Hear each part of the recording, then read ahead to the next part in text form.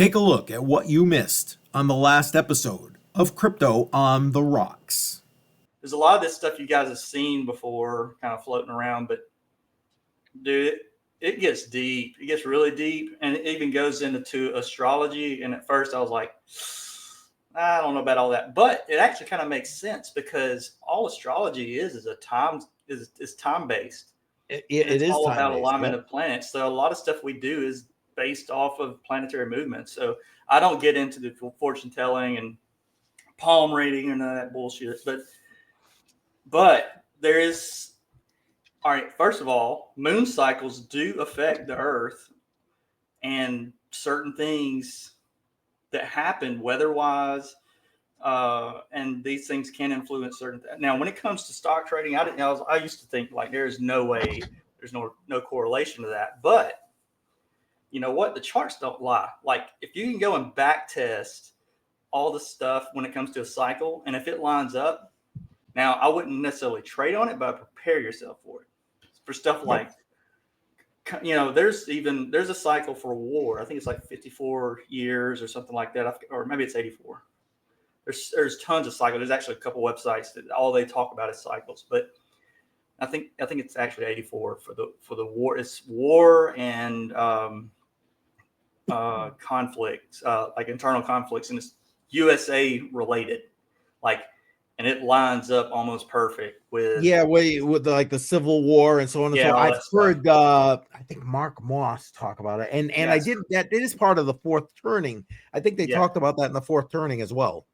Yeah. Anyway, like I said, I'll get off the topic right now, but when I do come back, when I actually get ready to share what I got, 2026 is looking to be kind of in the time frame of where a lot of different cycles kind of line up.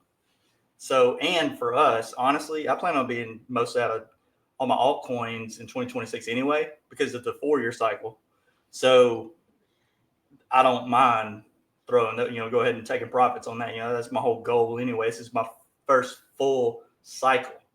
So I've already bought the top, bought all the way down, bought back up. So I'm ready to dump.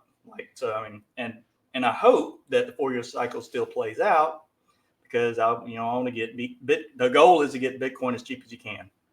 Yeah, and stack it. So I'm honestly concerned. I know this is an unpopular opinion, but I'm not so sure about that 4-year cycle anymore. After all the changes we've had, after you've got these ETFs, after you're talking these strategic reserves and all this other stuff, and that doesn't mean I don't think it's going to pull back people, so please don't lambaste me in the comments or whatever, but because you got to have retracement, you just do. Yeah, but well, that's a perfect example. Well, here's the thing. So if you take profits and then you find out this is going to keep going up, I'm going to be tapping into Joe and say, okay, I'm going to start doing short-term trading to make I'm going to catch those dips. Yep. I'm going to start to learn how to use, very small leverage. One of the guys actually that kind of set up some of these long-term cycles, I actually been listening to some of his books that were actually put on YouTube and Audible. His name's, I think, William Gann. But he it actually has some I think it has a couple algorithms that's actually on TradingView. All right, so I got a buddy who does the time fibs and the moon cycles and all that fun stuff. To me, it is way over my head. Sometimes it works, sometimes it doesn't, from what I saw. But it to me, it's just fascinating when it does work. Just like anything else, like when you do, the ghost bars pattern, and you kind of say, oh, well, this is how it might go. And then it goes like to the T, like, man, that's amazing. And there's other times where it doesn't go, but like the time stuff, to me, it's very fascinating. But I've never really used it. Again, just over my head. I had them try to explain it to me, but it's difficult for some people who have all the knowledge, but they just can't get it out. Like explain it to me like I'm 5 years old. Like, what are you doing? How are you looking at this? Why are you getting from this level to this level instead of, or this pivot from this pivot instead of the previous pivots? Like, why did you choose this? And it's very difficult for them to give an answer. So I kind of stopped looking at that. But it's fascinating, frankly, I'm looking forward to the conversation later. I really am. The 100 Airs got me hooked. Okay, so I don't know if this is big enough for you guys. Hopefully it is. This is the largest image I could find.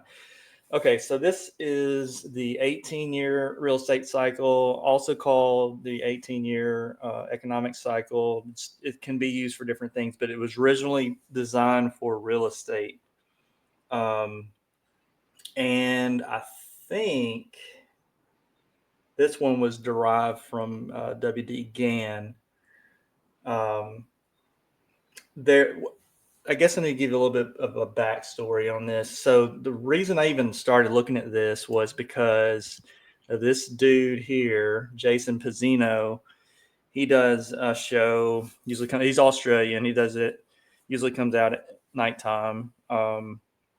And he kept talking about this 18.6 cycle. And it's like, whatever, maybe I'll look at it one day. And I finally started digging a good bit. And then what he was showing, what he'd share on his channel, now he's kind of a TA guy, mostly TA. If I had to say anything more bullish than anything, because you have a lot of TA guys. Some of them will be perma bears, some of them are kind of perma bulls, and then you have hybrids or whatever. But he's usually bullish. So just to throw that out there. All right. So this cycle doesn't always land perfectly 18.6 years or whatever. It's a range. It can be anywhere from 17 to, let's say, like 20 or 21 years. But it seems to be back tested throughout history.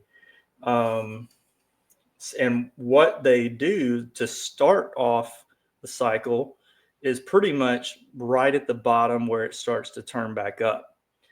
So a good one would be the 2000 one that we are going to be familiar with is going to be the start, which resulted from the 2008 financial crisis, world financial crisis, where, if y'all were around trading or even just watching the news, I mean, real estate dumped, but it was really a financial issue, but real estate really suffered from it.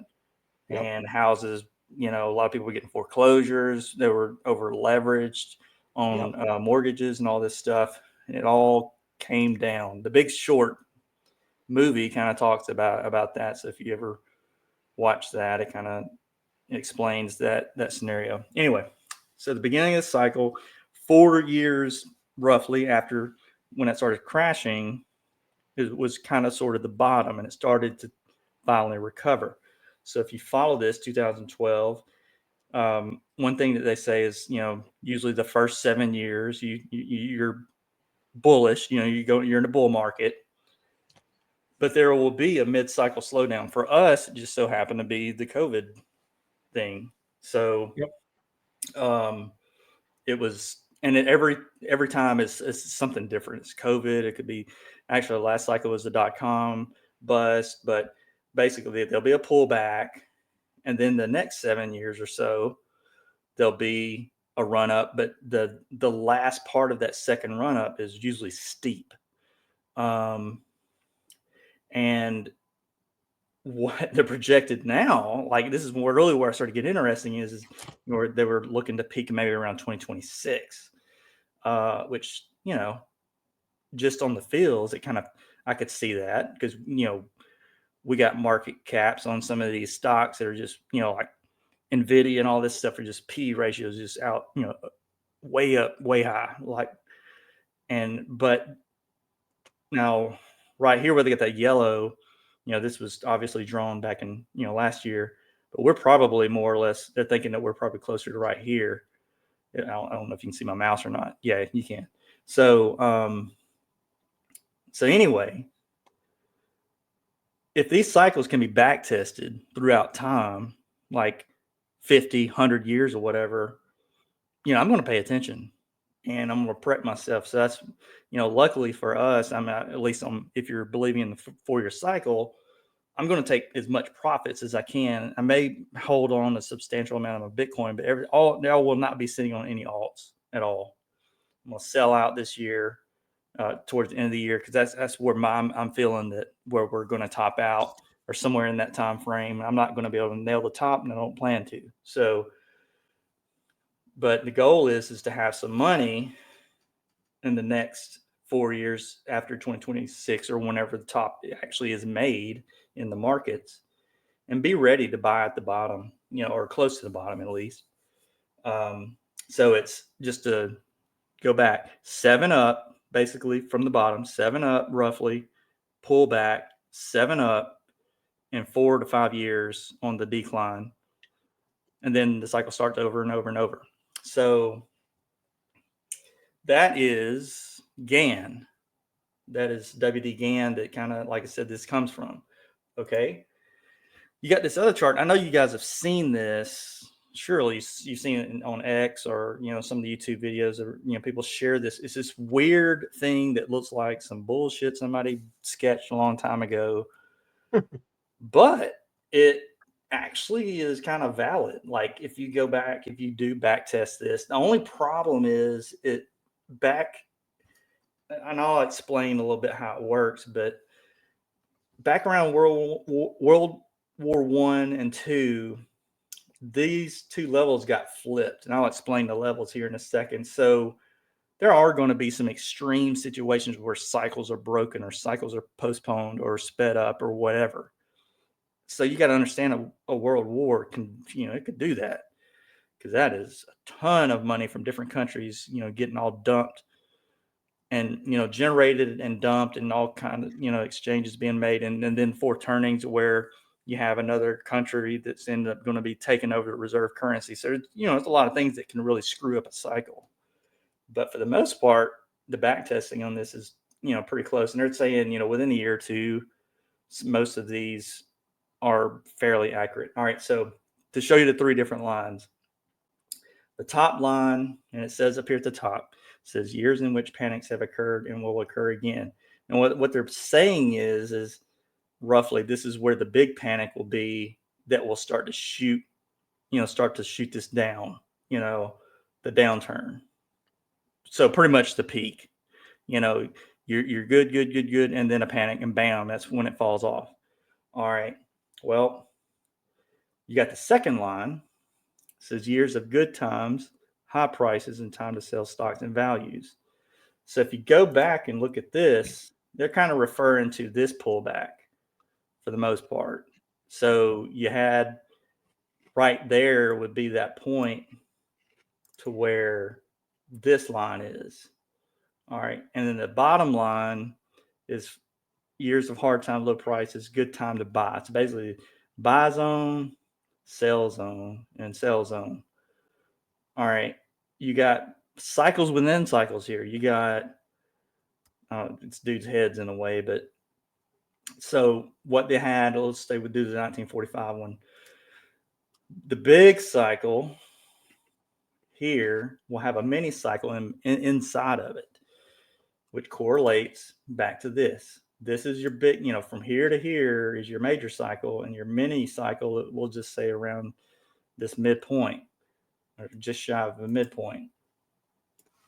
I want to say it's somewhere around here is where this flips. So when they're talking about the 2026, really that flipped up to here. This is going to be your major top.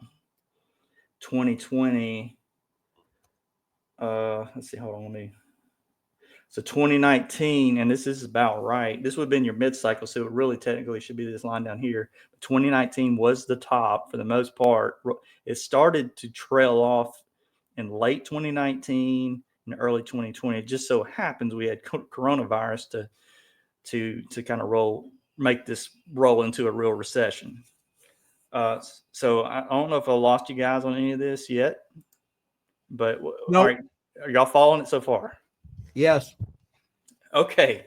If you really want to nerd out, and I don't have a visual for this, there's a thing they call a 84-year war and conflict, internal conflict or something. But anyway, basically it's based on major war events where the U.S. directly were intervened or directly a part of, what like it was really focused on them. So it could be internal, as in civil wars, and even went back as far as like us dealing with Indians. I forgot what the like where they went and back tested what the original thing was, but basically it's where I think the Indians attacked one of the cities. It was York before they called it New York or whatever it is. So it attacked York. I forgot what the date was, but basically if you go backwards from I think it's 1776, 84, roughly 84 years, we'll say 80 years. And the longer these periods are, there's going to be a kind of a buffer, like how accurate you're going to be. It's going to be a couple of years. Right. All right. So I already put Bedell asleep. All right. So anyway, let's say you had that one point, roughly 84 years from that point to 1776. Obviously, that was a big battle, us Britain. All right. Getting our independence. All right. Then you roll out 84 years. Crap, my math's going to be bad. So it would be like 1850 something, 60, somewhere in that.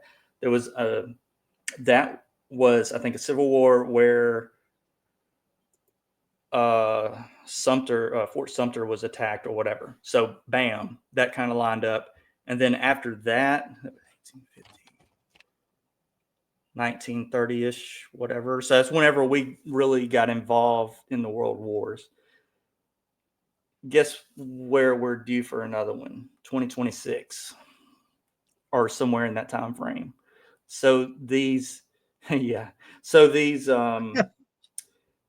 cycles, like I said, you can't bank on them, but man, if they all kind of converge, at least kind of prepare yourself. So there are a lot of other cycles. I watched a video today that was crazy. That was years that end in 5 are mostly bullish, but the indicator is has to do with how January closes. I'm not really going to get into it. Like if you want to later on, Keith, we will. But like, Yeah, dude, whatever so you crazy. want. You're driving right now. Yeah, all this time-based stuff is scary because it's like long-range TA stuff. Join us live every Friday night, 7 p.m. Eastern Time, for Crypto on the Rocks.